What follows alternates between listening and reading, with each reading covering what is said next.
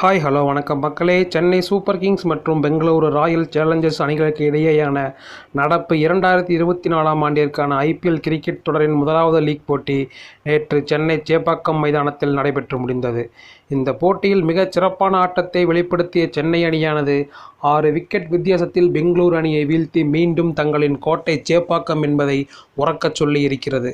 மேலும் ருத்துராஜ் கெய்க்வாட் தலைமையில் முதல் வெற்றியையும் சென்னை அணி பதிவு செய்து இந்த தொடரை அசத்தலாக ஆரம்பித்துள்ளது.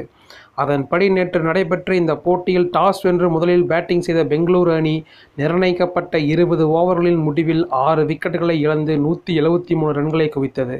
பின்னர் 174 ரன்கள் அடித்தால் வெற்றி என்ற இலக்குடன் விளையாடிய சென்னை அணி ஆரம்பத்திலிருந்தே அதிரடியான ஆட்டத்தை வெளிப்படுத்தி 18.4 ஓவர்களில் 6 விக்கெட்டுகளை இழந்து 176 ரன்கள் குவித்து 6 விக்கெட் வித்தியாசத்தில் அபார வெற்றி பெற்றது.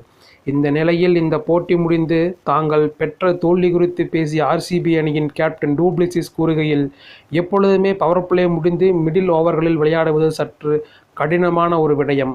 அதிலும் சென்னை போன்ற ஒரு பலமான அணிக்கு எதிராக விளையாடும் போது மிடில் ஓவர்களில் ஜாக்கிரதையாக விளையாட வேண்டும்.